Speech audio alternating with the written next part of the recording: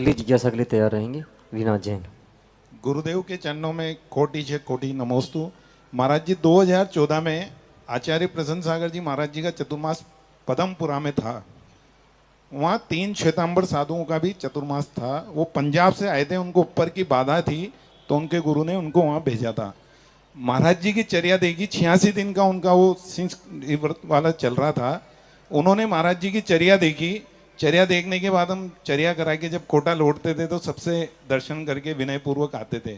उन्होंने एक दिन मेरे से पूछा कि आपके दिगंबर साधु और जो एक प्रतिमाधारी श्रावक है वो हमसे बहुत ऊंची कोटि पे है, क्योंकि हमारी आर्चर्या ही नहीं है।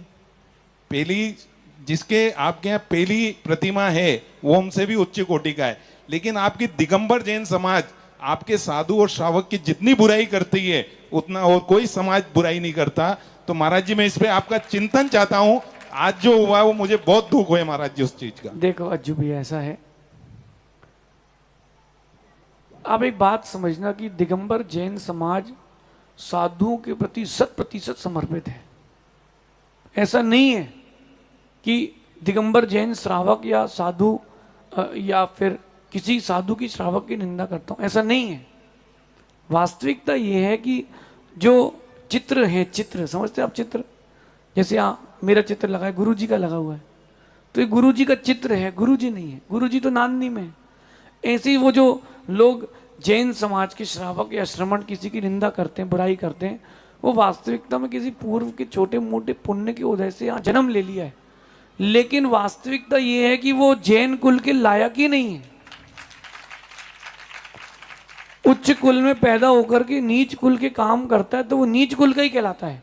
जैसे मिलेच होता है ना, मिलेच शब्द आपने, मैं आपको सरवार सिद्धि से बोलता हूँ, 2 प्रकार के मिलेच होते हैं। कौन कौन से? क्षेत्र मिलेच और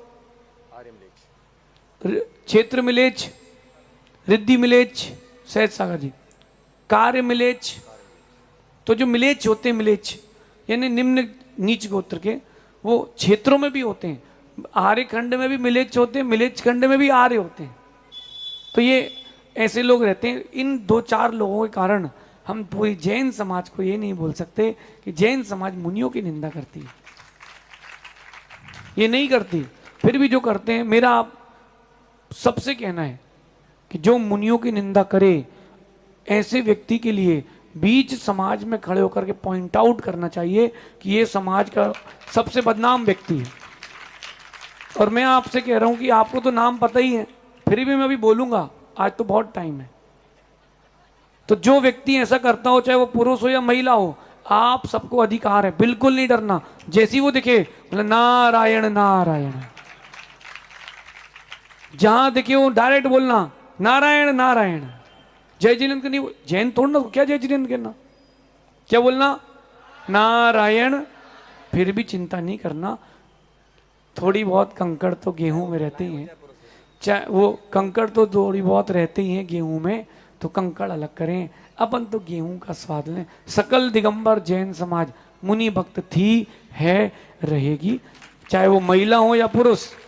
सीधा बोलना, ये समाज विरोधी, गुरु विरोधी हैं। और मेरा कहना है कि जो जो लोग आपको नाम पता है, बकायदा व्हाट्सएप में उनका नाम डाला जाए कि ये मुनि विरोधी लोग हैं, इनके कुल के गोत्र के संबंधी लोग, इनसे संबंध ना रखें, ये मुनि विरोधी लोग हैं, चाहे वो पुरुष हो या स्त्री। और एक बात कहता हूं, बुरा लगे तो लगे, उनके यहां कभी संबंध मत करना भैया, क्योंकि माता पिता इनके ऐसे हैं तो बच्चे कैसे होंगे। अगली जिज्ञासा